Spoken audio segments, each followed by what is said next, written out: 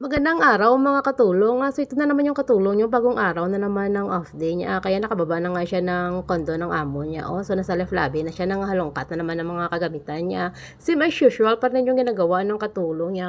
Lalong-lalo na kapag siya nahuli yung bumaba sa bahay ng amo niya. Talagang ilang beses pa niya i-check yung mga kagamitan doon sa may bahay. No? Kung na ay switch off na ba yung lahat-lahat. Kaya yun kasi hindi kasi komportable yung katulong niyo kapag hindi niya mai-check ng ilang beses yung mga kagamitan na sa may bahay ng amo niya. So kahit na nasa left lobby na yan ng konto yung katulong niyo, nag-iisip pa rin niya kung sigurado ba na na-i-close niya yung lahat. Pero sa totoo is close na naman.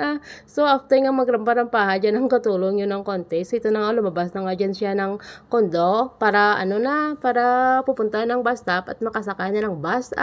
So mabuti nga na lang dyan nung tayo papunta dyan sa may bus stop is nasa unahan pa yung bus na pwede nating pagsakyan. So talaga makaabot pa talaga yung katulong. Yun niya, kailangan pang tumakbo ng katulong yung papunta dun sa may bus stop. So pwede pa siya magrampa-rampahan dyan. So pagkadating natin dyan is dumating na rin din yung bus na pwede nating pagsakyan. Ayan na nga yung number 14. So papunta na tayo ng Orchard. Doon tayo bababa. So bababa tayo ngayon sa harap ng Lucky Plaza kasi feel kasi ng katulong nyo na bumaba doon. Pero sa totoo lang is may talagang gagawin na talaga doon yung katulong nyo sa may Lucky Plaza. Kailangan lang kasi ng katulong nyo as long as na may time siya every Sunday is pabalik-balik dyan sa may Lucky Plaza para pumunta dun sa may third floor para i-check yung kailangan niyang bilhin para sa pinsan niya. Kasi nga yung pinsan ko kasi is nagpabili sa akin ng cortina. So maganda kasi yung tela dun sa may shop na parati naming binibilhan nung siya nandito pa sa Singapore. So, ito na nga yung katulong nyo. Nasa third floor na. So, dumiretso ka agad sa may shop na parati nilang binibilhan before ng pinsan niya. So, chinecheck kung maganda ba yung tela ng cortina na naka-display dyan. Pero, hindi pa rin din kontento yung katulong nyo kasi ibang-iba talaga sa cortina na binili doon before ng katulong nyo. Kaya, after kung ma-check na parang hindi naman masyadong makapal at saka hindi naman masyadong maganda yung mga naka-display dyan. So, kailangan na naman natin na bumaba dito. Kasi yun lang naman yung dinaan natin dito sa may Lucky Plaza. I-check lang kung may na maganda ng mga kortina na naka-display dyan. Nang walang magustuhan yung katulong yung sa naka-display na kortina, dali-dali siyang bumaba at lumabas dito sa may Lucky Plaza para pumunta na sa may sini-charge nila para makapagsimba. Yung bang tinitake time yung oras mo kasi may oras ka pa naman.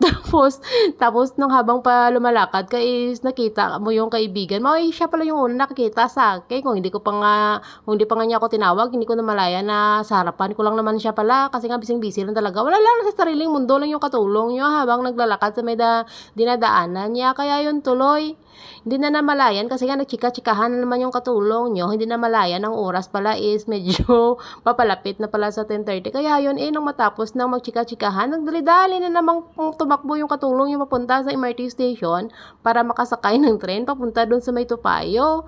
Mabuti nga lang mga katulong, ngayong araw is parang siniswerte yung katulong nyo. Diba kanina hindi na siya nahirapan pa or natagalan pa sa kakaantay ng bus para makasakay. So pagkababa niya ng escalator dyan para sumakay ng tren, is kararating lang rin din ng tren. Kaya ang bilis lang is umalis na rin kaagad yung tren na pwede niyang pagsakyan papuntang Topayo.